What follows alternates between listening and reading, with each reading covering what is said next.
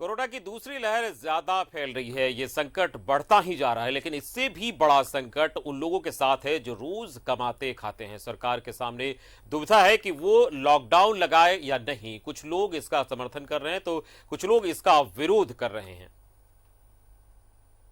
देश और झारखंड राज्य कोरोना संकट से जूझ रहा है। बड़ी संख्या में लोग संक्रमण के शिकार हो रहे हैं। मृत्यु दर भी चिंताजनक स्तर पर है।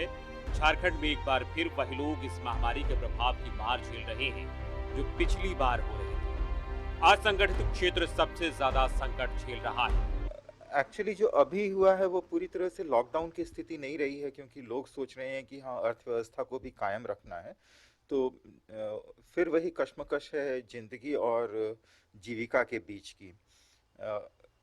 ऐसी स्थिति में अभी सबसे बड़ा क्राइसिस हुआ है वो मेडिकल फील्ड में हुआ है कि हॉस्पिटल में बेड्स नहीं मिल रहे हैं, ऑक्सीजन नहीं मिल रहा है, तो परेशानी पेशेंट्स को ज़्यादा हो रही है।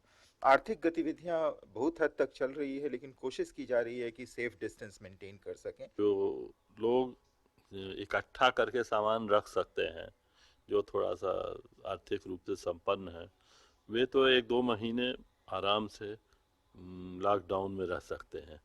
लेकिन जो दिहाड़ी मजदूर हैं, रोज़ कमाने वाले हैं, या जिनका काम ऐसा है कि उन्हें निकलना ही है, तो वे हर तरह से प्रभावित हो रहे हैं इसमें।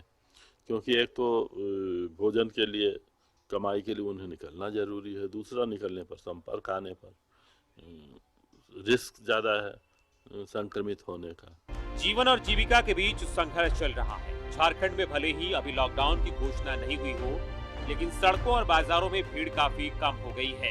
लोग महामारी की भयावहता से अपने आप को बचाने की कोशिश कर रहे हैं। सरकार भी अपने स्तर से लोगों से अपील कर रही है कि समाज का कुछ वर्ग लॉकडाउन के पक्ष और विपक्ष में खड़ा है।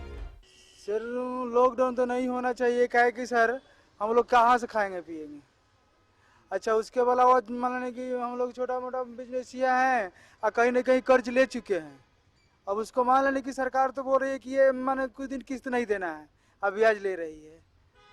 तो जैसे चल रहा है चलने दीजिए, इसी में जिसको मरना होगा मरेगा, जिसको जीना होगा जिएगा। इसे लॉकडाउन लगा देना चाहिए, लॉकडाउन लगा देना चाहिए, क्योंकि अभी जिस तरह से फैल रहा है कोरोना, उस हिसाब को देखते हुए, क्योंकि रेगुलर बेस पे ना कितने सारे केस निकल रहे हैं, सभी हॉस्पिटल्स फुल है ना, कहीं भी बेड नहीं मिल रहा है।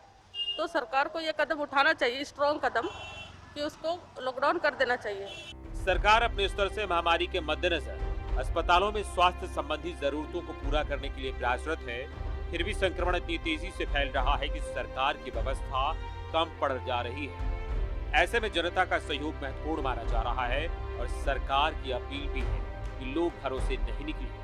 कैमरामैन सुशील के साथ राजेश कुमार, न्यूज़ 11 भारत, रांची। और अब बात